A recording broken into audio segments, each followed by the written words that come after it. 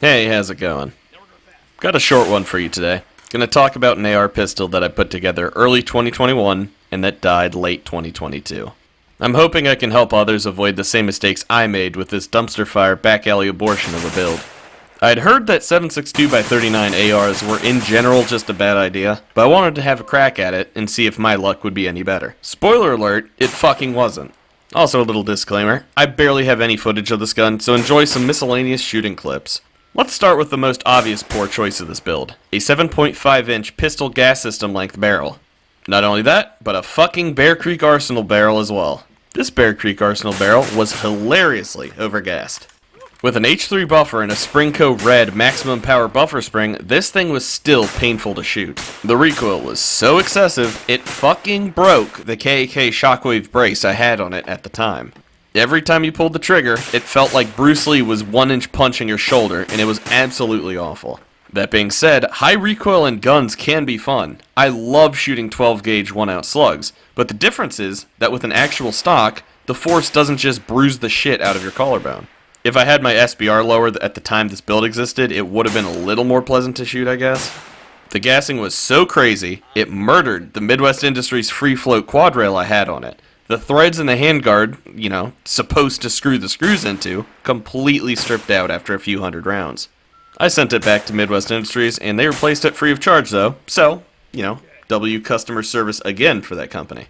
Another funny little feature about this build is how both charging handles I used on it would reciprocate during recoil, which is not supposed to happen on ARs. So not only was your shoulder being assaulted, but so was your face. I used a Breek Arms Warhammer and a mil-spec charging handle, and both would just bonk the shit out of your face. Not ideal. Despite how dogshit the gassing was on this gun, the reliability was actually alright. I used a Spikes Tactical 7.62x39 high pressure tested and magnetic particle inspected bolt with a Bear Creek Arsenal extended firing pin.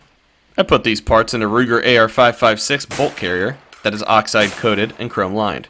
Pretty weird putting an oxide finish on a BCG, but whatever. The firing pin protrudes slightly further to ensure you get good primer strikes on steel-cased ammo. I also used a full power mil-spec trigger so the hammer had enough ass to set off the primers. The bolt also worked great and had no issues other than the normal issues that come with 7.62x39 bolts. The rim on the 7.62x39 is larger than on a 5.56 or 300 Blackout, so the bolt has to lose a lot of material to fit the cartridge. The problem is that the lost material makes 7.62x39 AR bolts prone to cracking. I didn't experience this, but it is something to look out for, and that many other people have experienced. I only ever used 2 magazines with this gun, a 20 and a 30 round Duramag. Both fed without issue, but they look kind of funny with that AK curve in an AR mag. Now on to how this gun died. I actually have this on video. That doesn't look good. No problems. What's that? That runs better with sand on it than it does clean.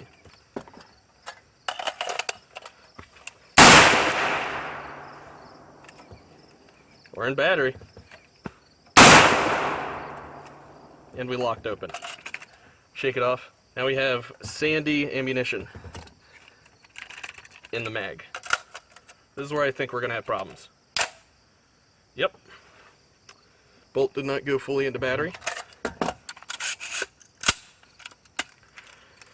Oh, wow. Okay, that's interesting.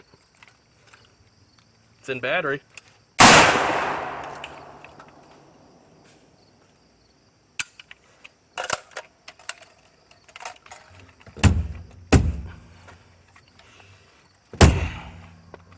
That fucker's stuck.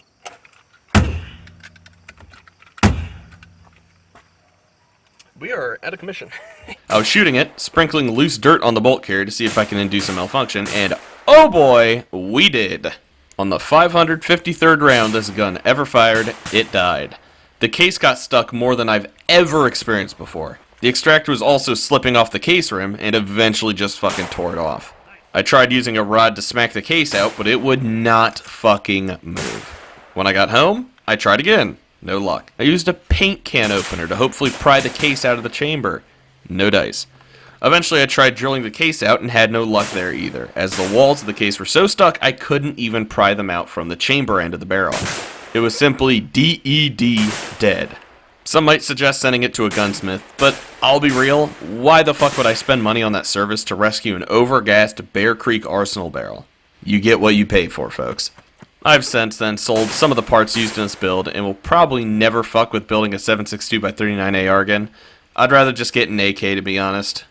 If I were going to, though, I would probably go with a barrel that costs more than 75 bucks. And to be honest, if I wanted a 30 cal AR that was, still the size of a normal AR, not a 308 sized, I would just go with 300 Blackout. It's seriously just so much fucking better. Now, this is usually the part of the video where I say it doesn't matter what gun you use, yada yada, get training, but it still matters a little bit.